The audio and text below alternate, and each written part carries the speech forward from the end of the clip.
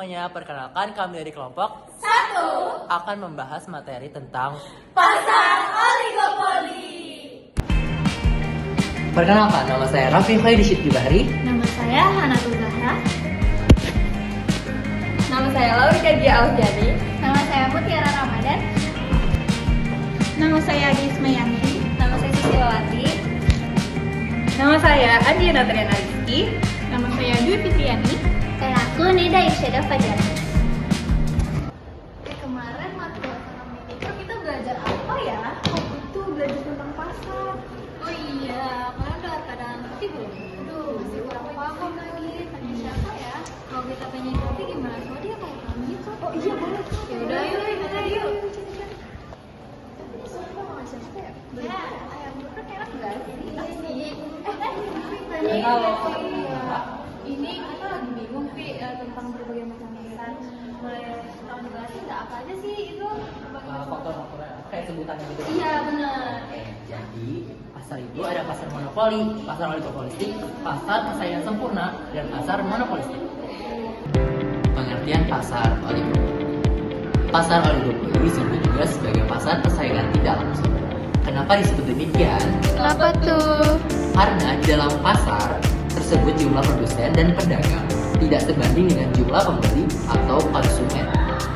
Salah satu bentuk produk yang masuk ke kategori pasar oligopoli adalah rokok. Oh iya tuh, ada yang aku pengen tanya ini ke kamu. Nanya apa tuh? Kamu tahu nggak sih apa aja karakteristik dari pasar oligopoli? Nah, teman-teman, ada beberapa karakteristik dari pasar oligopoli ini. Yang pertama itu sedikitnya perusahaan, di mana pasar oligopoli ini hanya terdiri dari beberapa perusahaan atau tidak lebih dari 10 perusahaan. Yang kedua, produk homogen, di mana produk yang dijual di pasar oligopoli ini bersifat homogen atau serupa, atau hanya ada satu produk dan produk ini bisa menggantikan produk yang lainnya. Nah, yang ketiga, harga cenderung sama. Karena jumlah perusahaan yang terbatas, maka harga jual produk di pasar oligopoli biasanya tidak jauh berbeda dari perusahaan yang lainnya. Nah, yang keempat itu ada saling ketergantungan, di mana keputusan satu perusahaan akan mempengaruhi perusahaan yang lainnya. Kelima itu sulit untuk bersaing baru, di mana perusahaan baru itu akan sulit masuk dan bertahan di pasar oligopoli ini. Yang keenam, strategi pemasaran yang cerdik. Perusahaan perlu memiliki strategi yang sangat ampuh untuk bersaing di pasar yang bersifat homogen atau serupa ini. Nah, yang ketujuh itu market leader, di mana ada satu perusahaan yang memiliki placement atau segmen pasar yang terbesar. Nah, terakhir itu hambatan masuk dan keluar di pasar oligopoli ini. Ada hal-hal yang menghalangi perusahaan ini untuk masuk dan keluar di pasar oligopoli ini. Nah, itu adalah karakteristik dari pasar oligopoli. Lalu saya akan menjelaskan contoh pasar oligopoli. Dalam pasar oligopoli, jumlah produsen lebih terbatas. Oleh karena itu, kenapa perusahaan rokok dan perusahaan mobil menjadi contoh pasar oligopoli? Dikarenakan hanya ada beberapa perusahaan besar yang menjadi dominasi pasar. Misalkan seperti pasar mobil, yaitu antaranya seperti Toyota, Honda, dan BMW. Sedangkan perusahaan rokok itu ada seperti Hanjaya, Mandala Sampurna, Gudang Garam, dan Jarum adalah pengusaha utama pasar. Selanjutnya saya akan menjelaskan berbagai jenis pasar oligopoli. Yang pertama yaitu ada pasar oligopoli murni, yaitu pasar yang hanya menjual satu barang tetapi memiliki banyak varian. Yang kedua, pasar oligopoli terdiferensiasi, yaitu pasar yang menjual produk-produk yang bisa dibedakan. Jadi harga yang ditawarkan antar produsen akan jauh berbeda. Yang ketiga itu ada pasar oligopoli kolusi, yaitu produsen bekerja sama untuk menentukan harga jual suatu produk. Yang keempat, pasar oligopoli non kolusi, yaitu produsen tidak bekerja sama namun menyesuaikan sendiri dengan kondisi kompetitor.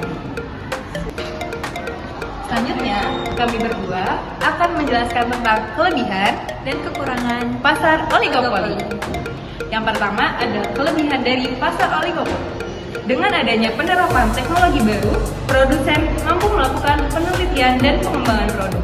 Yang kedua, adanya kebebasan memilih bagi pembeli. Dan yang ketiga, iklan sebagai efisiensi dalam menjalankan kegiatan produksi. Lalu ada kekurangan pasar oligopoli, diantaranya yang pertama ada perang harga, yaitu produsen akan bersaing untuk mendapatkan konsumen dengan cara menurunkan harga. Yang kedua, ada hambatan masuk bagi perusahaan baru yang akan masuk ke pasar, akan menjadi sulit karena adanya modal yang besar dan juga persaingan yang ketat. Yang ketiga, adanya ketergantungan antar perusahaan. Jadi, keputusan suatu perusahaan akan mempengaruhi keputusan dari perusahaan yang lain. Oh iya, tahu nggak sih apa tujuan dari pasar oligopoli ini? Tahu dong pasti. Aku pengen tahu apa itu tujuan dari pasar oligopoli. Iya, pengen tahu banget nih. Oke, langsung aku jelasin. Oke, jadi tujuan dari pasar oligopoli ini berkaitan dengan peningkatan keuntungan serta penguasaan pasar. Nah, perusahaan-perusahaan cenderung melakukan peningkatan keuntungan dengan cara meningkatkan kualitas, mempengaruhi harga, dan inovasi. Nah, perusahaan-perusahaan juga melakukan pengendalian pasar agar mereka dapat mengatur harga serta pasokan produk yang tujuannya untuk melakukan stabilitas harga serta mendapatkan keuntungan dalam jangka panjang. Nah, perusahaan-perusahaan juga cenderung melakukan inovasi agar mendapatkan keuntungan kompetitif, dan juga perusahaan-perusahaan pada pasar oligopoli juga cenderung menciptakan hambatan-hambatan pada perusahaan baru agar mereka mendapatkan keuntungan kompetitif. Dan selanjutnya saya akan menjelaskan tentang model kurva permintaan patah atau Kincaid Demand Curve. Selanjutnya, saya akan menjelaskan tentang kurva permintaan oligopoli. Model kurva permintaan patah. Dalam model ini, para produsen saling bersaing. Jika produsen satu menurunkan harga, maka produsen dua akan ikut menurunkan harga. Akan tetapi, jika produsen satu mulai menaikkan harganya lagi, produsen dua tidak akan ikut melakukannya. Nah, di sini harga akan elastis ketika harga itu naik dan akan inelastis ketika harga itu turun. Nah, untuk kurva pertama, sebelum terjadinya kondisi aksi reaksi. Nah, ini berada pada kurva D1. Nah, selanjutnya terjadilah penurunan harga yang mengakibatkan aksi reaksi hingga terdapat kurva D2. Nah, selanjutnya ada titik B. Titik B ini disebut juga dengan harga aman. Karena pada titik itu kondisi harga akan tetap baik-baik saja dan tidak menimbulkan aksi reaksi. Selanjutnya, dari titik A ke titik B itu disebut elastis ketika harga itu dinaikkan. Karena ketika harga itu mengalami kenaikan, maka permintaan mengalami penurunan yang drastis. Nah, sedangkan dari titik B ke B2 ini disebut inelastis karena jika harga turun, maka permintaan mengalami sedikit kenaikan, hanya sedikit dan tidak signifikan. Nah, selanjutnya terdapat kurva MR. Kurva MR ini atau marginal revenue ini itu sama dengan setengah dari AR. Nah, selanjutnya ada titik B ke titik D1. Nah, yang terakhir, titik ini ditunjukkan dengan garis putus-putus. Dan ini sudah bukan menunjukkan kondisi perusahaan karena telah melewati jumlah barang seperti yang ditunjukkan oleh titik Q yang ditarik ke atas.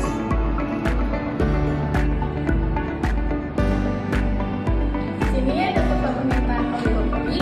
Di sini kan ada kurva satu, itu menggambarkan permintaan yang dihadapi oleh suatu perusahaan apabila perusahaan itu tidak melakukan perubahan harga. Sementara pada kurva D2 ini menggambarkan permintaan yang dihadapi oleh suatu perusahaan apabila perusahaan itu melakukan